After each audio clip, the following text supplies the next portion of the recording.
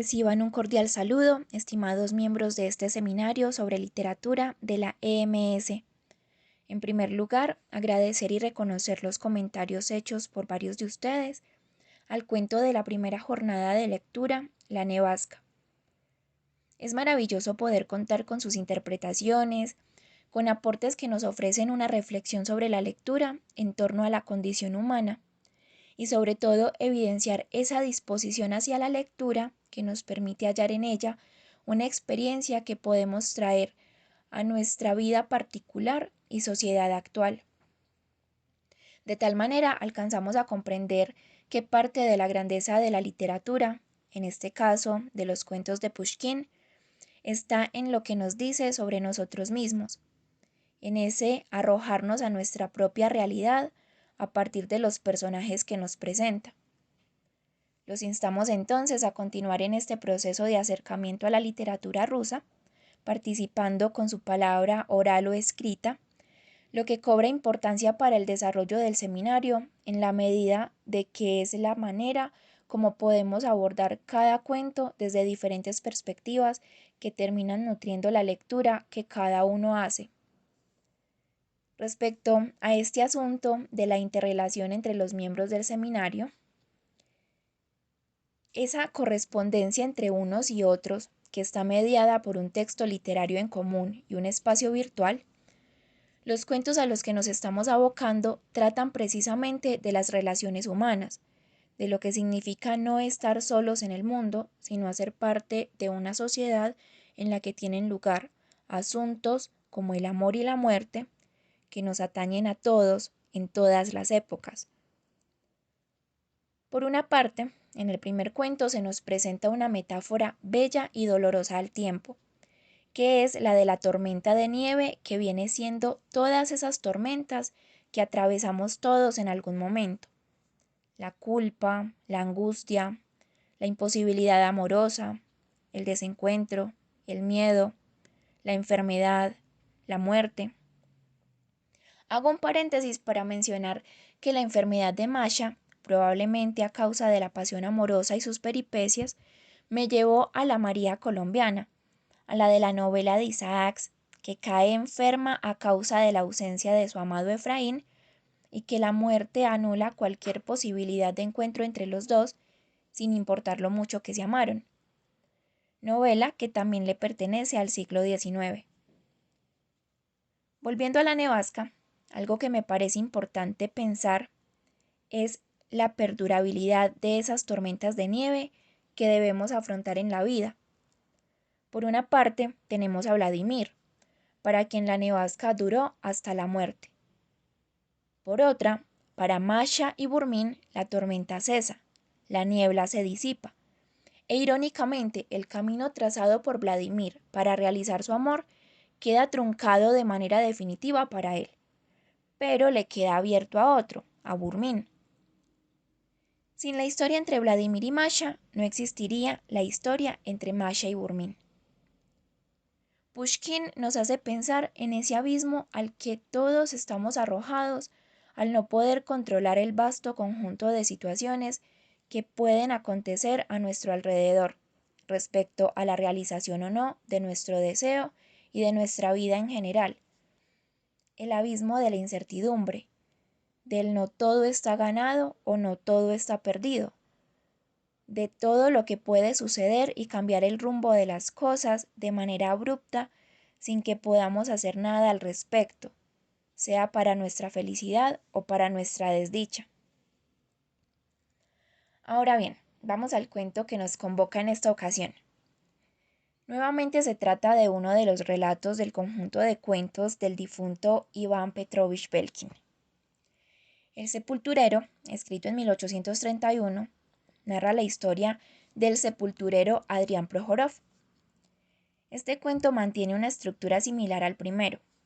Tenemos una narración en tercera persona sobre un personaje en particular al que lo agobia una situación en particular.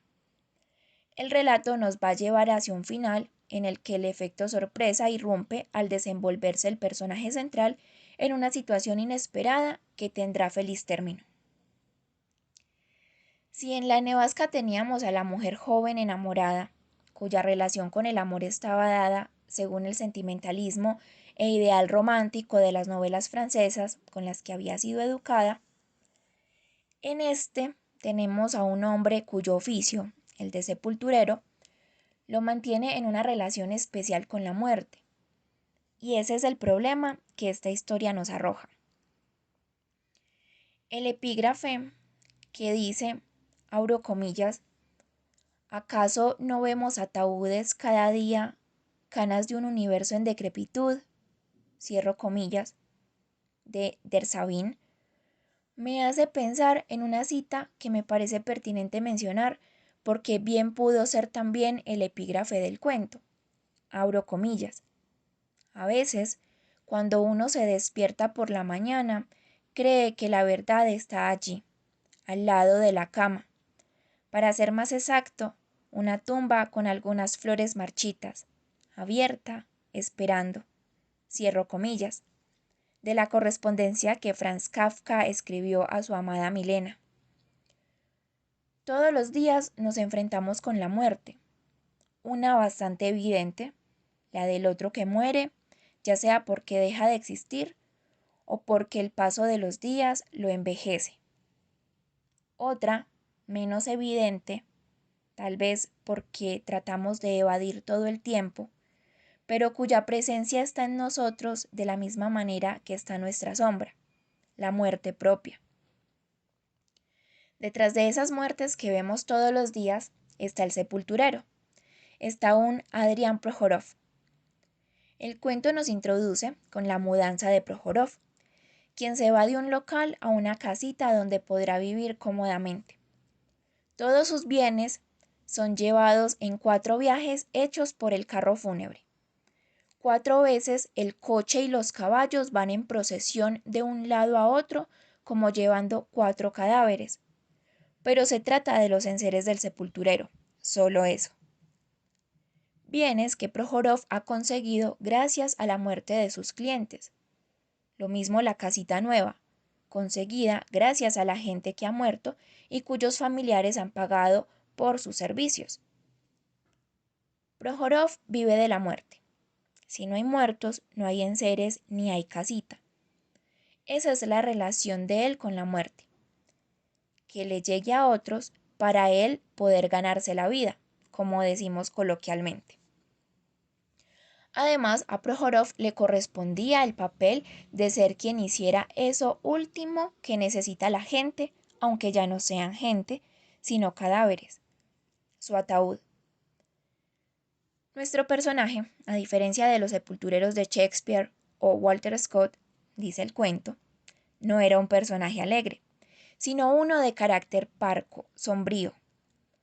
Con esta mención a los escritores ingleses nuevamente aparece un comentario metaliterario, lo cual es frecuente en el cuento y en general en los relatos de Pushkin, que muestra parte de la erudición del autor y del reconocimiento que hace de los autores que leyó.